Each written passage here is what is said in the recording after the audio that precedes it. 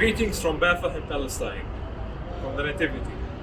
My name is Rodney Saeed. I'm a pastor at the Evangelical Lutheran Church in Jordan and the Holy Land. A reading from the Gospel of Mark, chapter 1, verses 1 to 3. The beginning of the good news of Jesus Christ, the Son of God, as it is written in the prophet Isaiah. See, I'm sending my messenger ahead of you, who will prepare your way. The voice of one crying out in the wilderness, prepare the way of the Lord, make his path straight. It is the season of hope and joy, a time of reflection and prayer.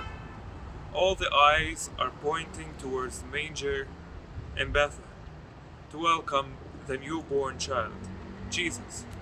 Year after year, we welcome the newborn child in our homes and in our hearts. 2,000 years ago, Jesus was born in a really unjust, difficult time. Ancient Palestine was under the Roman Empire occupation. They were living in a society where you have the untouchables and you have the elite. It is not that much different from today. We welcome Jesus every year with joy and celebrations. Yet, we are still under occupation. Here in Palestine, occupation became a natural reality. 10 years ago, I started university in Bethlehem while I was living in Jerusalem. I used to take the public transportation to university every day. There are checkpoints from Jerusalem to Bethlehem that are controlled by the Israeli military. So every day, I would see people being humiliated, denied entry, and shouted at just because they are Palestinians. And I cannot think of our terrible reality in this world, in which our dreams and hopes can be stopped by the injustice of this world. Looking now at the situation in Palestine, it's hard to imagine a bright future. It's hard even to dream, and hard even to look at the nativity and see that there is a season of hope and joy.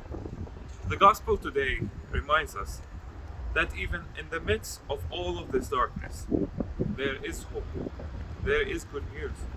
If we look back at the story of the birth of Jesus, we can see that God chose a rough time for Jesus to be born in, to give a new beginning.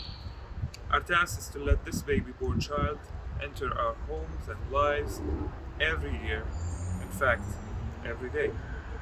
This is by speaking out against injustice and change what seems natural reality. There are so much factors that controls our lives, and it only keeps getting worse if we let it. In this Advent season, we remember that Jesus walked with the weak, the hurt, and the brokenhearted.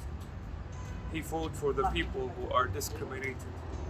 So today, we should be brave to speak and act against hate, discrimination, and injustice. Our task is to prepare the way of the Lord and remember that how hard the way to Bethlehem can be. We are invited to visit. We are invited to see the newborn child be born again, to remind us that we are called to break the chain of injustice, just as he did. The past 2 years in our life has been different. Social distance, masks, borders closed, depression, loneliness. It has been hard to be hopeful.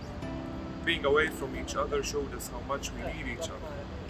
So this year, I invite you to walk the journey to Bethlehem, to speak out, and to break the chain of injustice.